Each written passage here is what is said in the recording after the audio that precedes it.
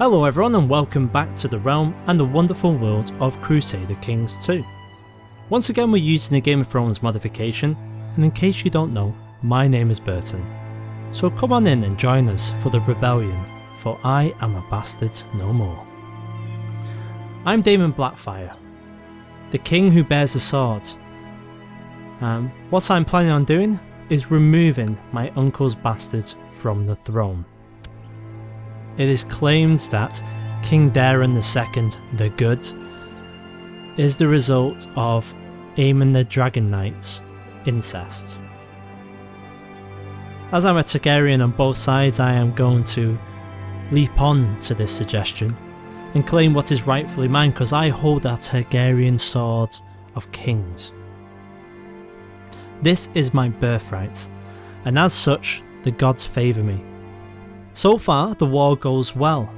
Not once, but twice have we prevailed against Daemon's forces, and now it's time to take a breath. Assaulting King's Landing would be too dangerous, as it would cost us both time and men. Meanwhile, time is all it would take for our enemies to gather their forces and assault us in strength.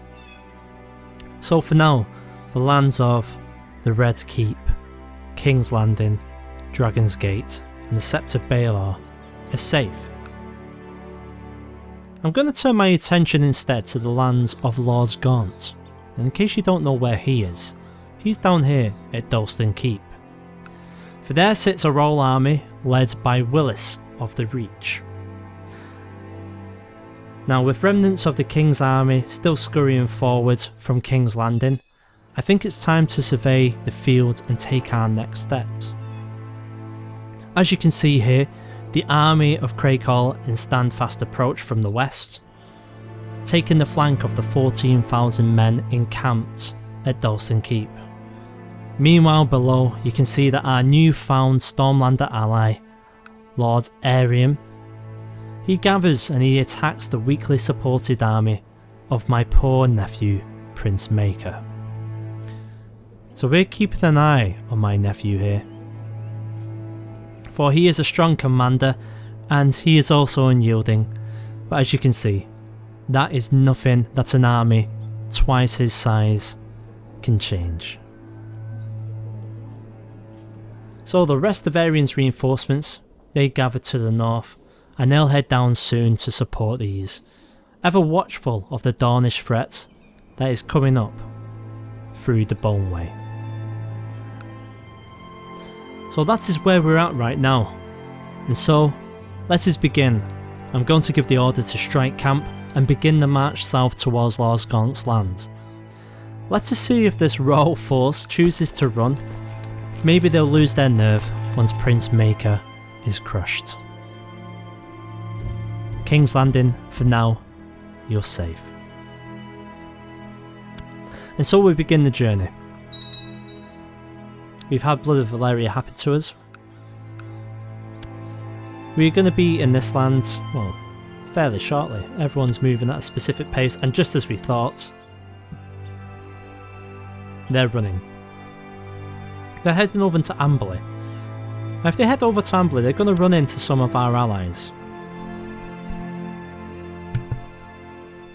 Speaking of allies, the army of Harrenhal has arrived in King's Landing, and they're going to pursue the remnants of the royal force led by the army of Lord Mortimer, and they're currently heading down to Bramsfort. We've arrived at Dalston's Keep. Rather than besieging it, we will chase the army down south. The army of Willis. Well, it looks like they're comprising a lot of these people here. And that's good for now. We have a battle. It looks like the reinforcements have arrived, however they are vastly outnumbered. We have an army of Tyrells coming in from the north, actually led by the Lord Paramount. And when will they arrive? They'll arrive on the 20th of September. Our reinforcements, however, will arrive soon before that on the 7th. So, Eustace, Ellies, you need to hang on just a little bit longer. You need to hang on until the 7th. I must remember these people, because when we are victorious, we will be granting some lands to people. Second battle rages. We've intercepted the army of Lords Willis and the rest of the Iron Throne army in Amberley. Let's get an overview of what's actually happening. So majority we have light infantry and we have light cavalry. We are even with heavy cavalry and archers. Meanwhile they are mainly infantry. That's good, so we've got movement on the field, however they have two armies set in their flanks. So we'll be looking to turn one of these as soon as possible. We're starting with an impressive harassment and we're met by the classic shield wall. Let's see how long it is before we can actually turn the tide of this battle. I don't have time right now, so you will not get a private tutor, not when I'm in the middle of a battle. In the meantime, the war in the north, or the battle in the north, is going to plan. The reinforcements have arrived and now the royal army are outnumbered. At least for now. When the 4,000 men join in 10 days time, the battle would be even. However, army of Quinton of Manderford will join shortly. So it looks like they're in the skirmish phase. They're throwing an impressive shield wall at ourselves. We are going good. We've broken their centre, so it's just us versus their flanks now. It's 10,000 men versus 12,500. The second flank is broken, it is just Lord Kyle of Red Lake left. Meanwhile our reinforcements have arrived up north. And it looks like the army of Lord Leo has abandoned the fight. They're actually heading to King's Landing. That's great for us.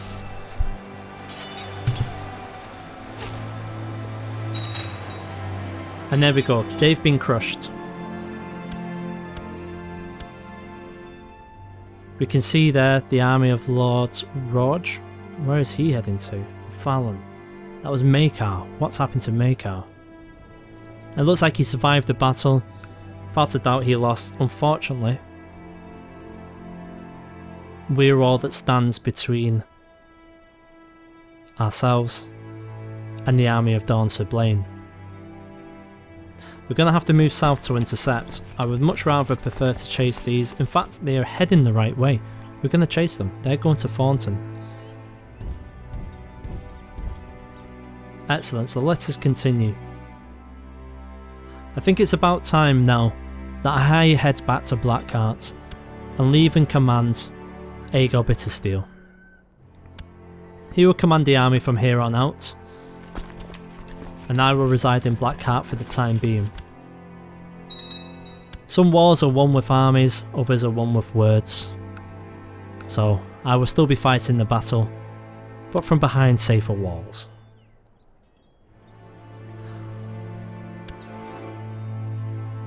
Meanwhile, the battle in Bramford rages on. It looks like we have the winning hand. If only the King's army here would have been brave enough to head on over to Bramford, maybe it would have been a different tale. But not for now.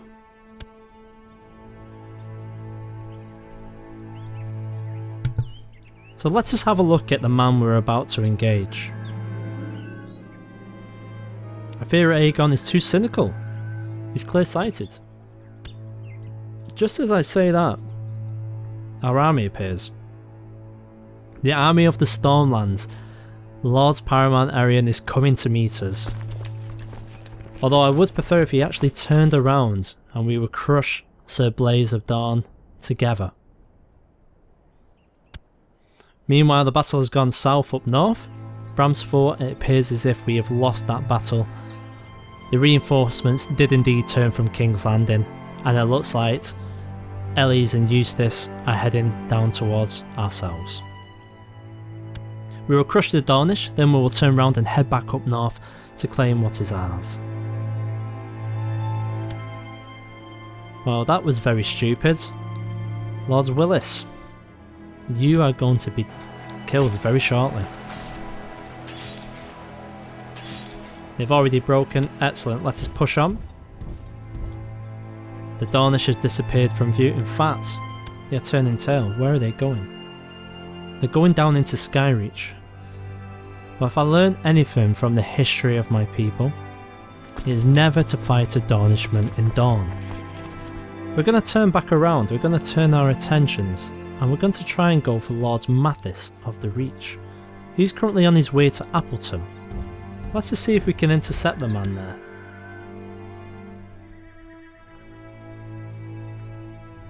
It's a shame the Dornish are cowards. I had expected more of them. Opportunity has presented itself. The army of Lord Roge and Lord Adam head south. They're going to Podingfield. Let's try and take the smaller force first. Obviously they've heard, and they are now besieging Gallows Grey. So to Gallows Grey it is.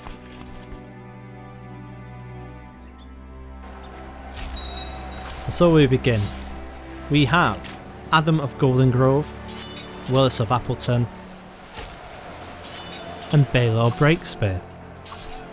Is this a chance for vengeance? As you recall, Baelor actually got his name from the fact that I broke my lance against his shield several times at the wedding of Daenerys. Maybe vengeance will be sweet, we shall see. Prince Baelor of the Iron Throne was slain by Aegon Bittersteel in personal combat. Goodbye, nephew. In a way, I'm happy it wasn't me who struck the blade against him, because I would be forever known as a kinslayer.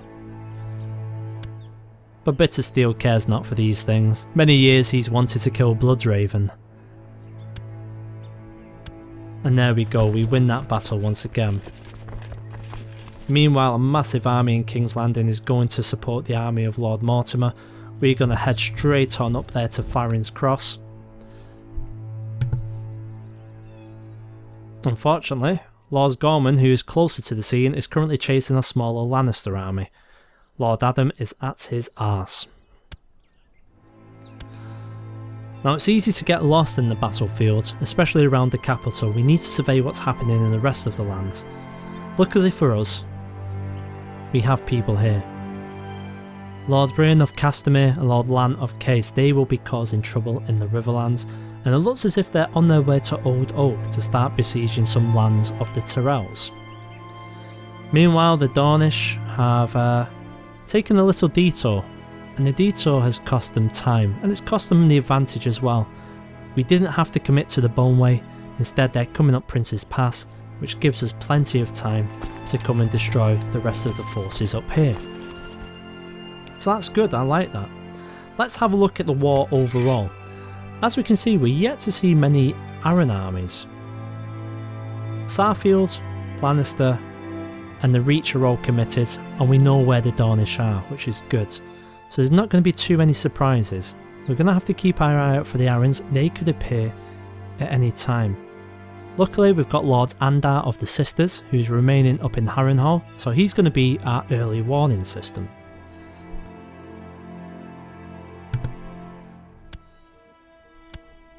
Now let's have a look at some news. I'm only going to be saying the things that are interesting because many of these aren't. Brynden Targaryen wants to gain an honorary title. Well, I bet you do.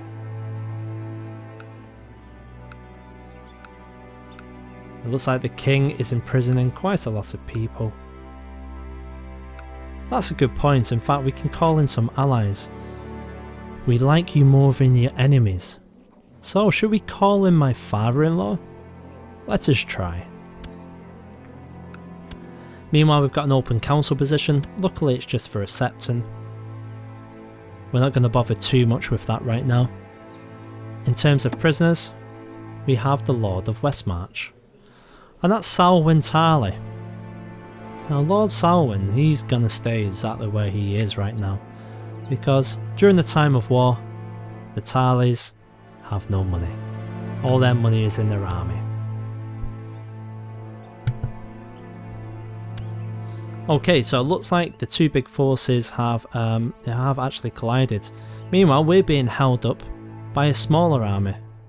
Lord Roge, and Willis is back again of the Reach. Well, this won't take long. And luckily for us, Aerion has been doing fantastically.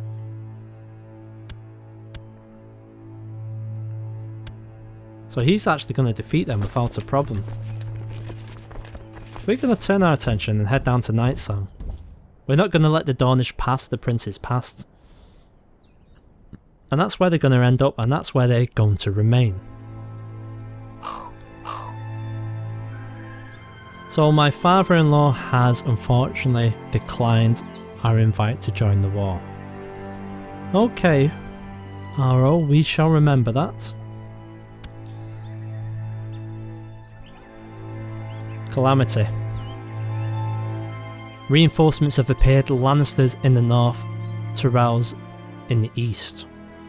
It looks like Aerion is going to be in a spot of bother unless we're able to get there. But the question is, do we? The answer is no. We're going to continue, we're going to stay the course and head on to Nightsong. Our only hope is that Lord Gorman gets over there in time, as well as Master Dolan and Benjicott.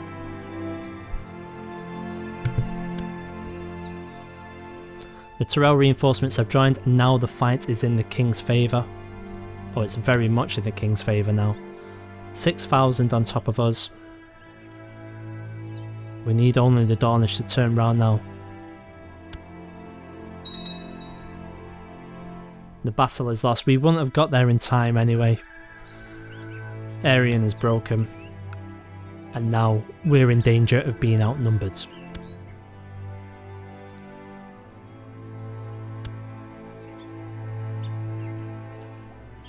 Aegon is going to relinquish command to myself. I don't want to be in Blackheart when this army heads on down.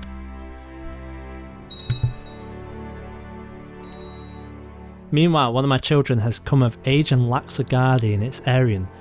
Aerion himself, no formal education, and he does have good learning.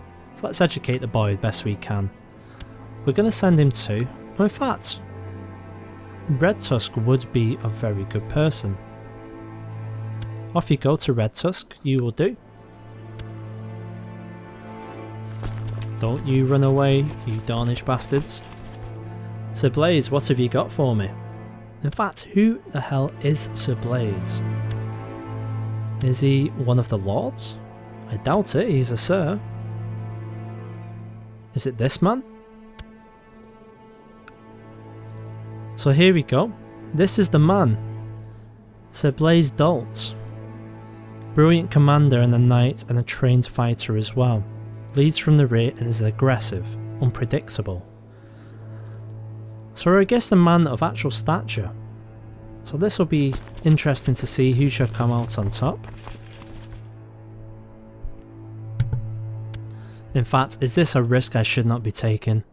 We are of even sizes, maybe I should not actually be leading this force.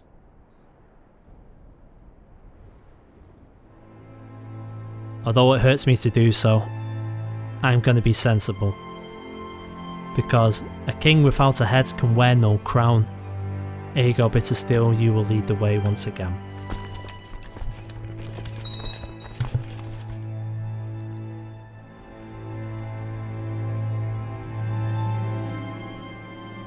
You realise that to become a great fighter, you would need to get in better shape. That's a great path in the nearby woods, that would be excellent running path. Let's go running. So it looks like I'm actually improving my efforts to become a warrior.